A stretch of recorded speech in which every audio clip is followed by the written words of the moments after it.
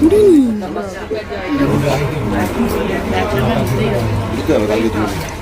Evening, welcome back to my cup of life. আশা করি সবাই তোমরা খুব ভালো আছো। বুঝতেই পারছো ছোট্ট করে একটা ব্লগ আসতে চলেছে। সেটা হচ্ছে আমি আর আমার বর বেরিয়েছি একটুখানি। একটা পাঞ্জাবি ধাবা আছে, ভালো ধোসা পাওয়া যায়। বললাম চলো একটুখানি ধোসা খেয়ে আসি। চলো, বাইরে খেতে ইচ্ছা করছে আমাদের, ঘরে খাবো না, তার জন্য আমি আর আমার বর বেরিয়েছি। চলো হাই করো, আরে হাই তো বলো। তো চলো, চলে এসেছি আমরা পাঞ্জাব রেস্টুরেন্টের সামনে।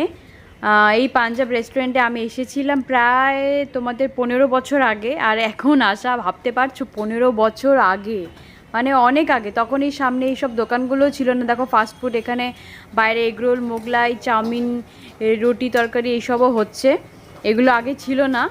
তো পাঞ্জাব রেস্টুরেন্ট এটা মানে নতুন অ্যাড আমি তাই দেখতে পাচ্ছি, যেহেতু বহু আগে এসেছি। বিকজ ধোসা খেতে এখানটা আমার আসাই হয় না। ধোসা মেনলি আমরা বাইরে থেকে খেয়ে নিই, বাট এই পাঞ্জাব রেস্টুরেন্টের ভেতরে গিয়ে ধোসা খাওয়া হয় না। বহু আগে এসেছি আমি তো, আর এই বহু বছর পর আবারও আসলাম ধোসা খেতে। একটু মানে হাস্যকর মনে হচ্ছে ব্যাপারটা, 15 বছর আগে আর 15 বছর পর। কি করব, এই জায়গাটা আমাদের আসাই হয় না। যাই হোক, 15 বছর আগে মানে বুঝতেই পারছো, বিয়ের আগে। এর পাশেও দেখছি একটা সুন্দর রেস্টুরেন্ট খুলেছে। তো এখানেও একদিন আসার ইচ্ছে রইল, ইন ফিউচার পরে আসবো। ভেতরে যাই, চলো।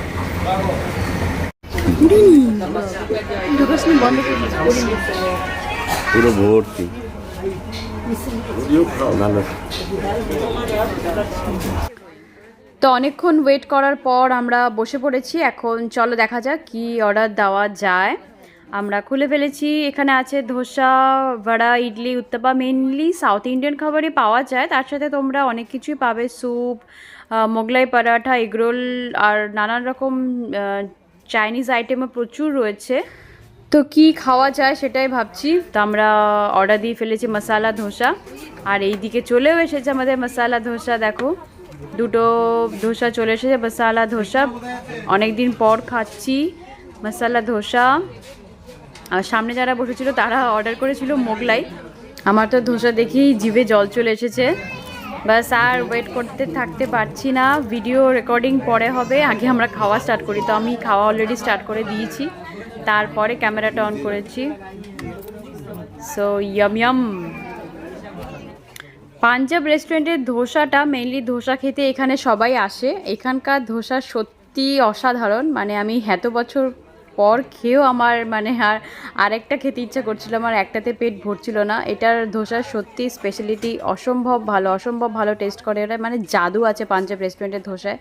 সো স্যুপ যেটা দিয়েছিল, তরকারি যেটা দিয়েছিল, চাটনি সবকটাই বেশ গরম ছিল আর ঝাল ঝাল ছিল, একদম ঝাল, নুন, মিষ্টি পুরো টান টান। হয়ে গেল খাওয়া দাওয়া, এবার আমরা নামছি।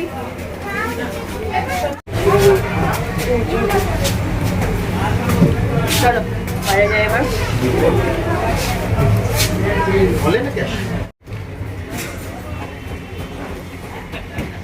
বাইরে দাঁড়িয়ে আছে ঘন্টা, মুড়ি খাচ্ছি, মুড়ি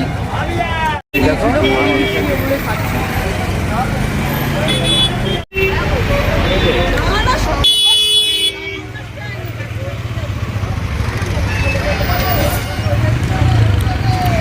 আবার সব কত ফুল এখানটা, কি দারুণ লাগছে ফুলগুলো দেখতে। চলো এগিয়ে যাই।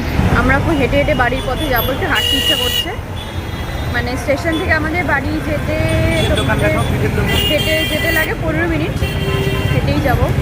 এখানে আর দেখো মোমোর দোকান আছে, তারপর এখানে ভাপা পিঠের দোকান আছে। পিঠে দেখো, এখন আর ঘরে বানাতে লাগে না পিঠে, সমস্ত পিঠে এখানে আছে। ক্ষীরের পাটিসাপটা, দুধ পুলি, মালপো, হ্যাঁ শেষে দিকে আর কত থাকে।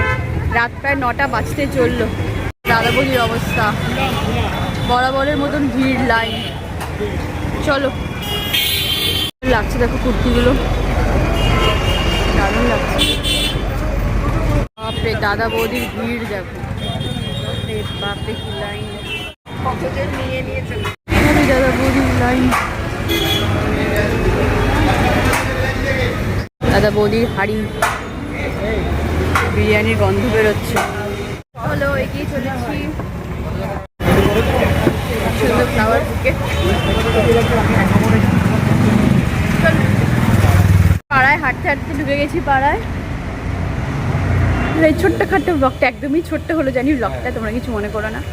ছোট্ট ব্লগটা বাস বাড়ি থেকে বেরোলাম, খেলাম দিলাম আর ঘরে চলে আসলাম। হেঁটে হেঁটে যাওয়া, হেঁটে হেঁটে আসা, ওই জন্য বড়ো হলো না, ব্লগটা ছোটোই হলো। আশা করি তোমাদের ব্লগটা খুব ভালো লেগেছে। লাইটের নিচে বলেছে তাহলে এরপর আবার অন্ধকার আসবে। তোমাদের ব্লগটা খুব ভালো লেগেছে। এখন বাজে 9:15 সামথিং এরকম হবে। ব্লগটা আমি এখানে এন্ড করছি। সবাই খুব ভালো থেকো, সবাইকে ভালো রেখো। দেখা হচ্ছে আবার নেক্সট দিন। আপাতত টাটা বাবাই, চলো টাটা বাবা, গুড নাইট।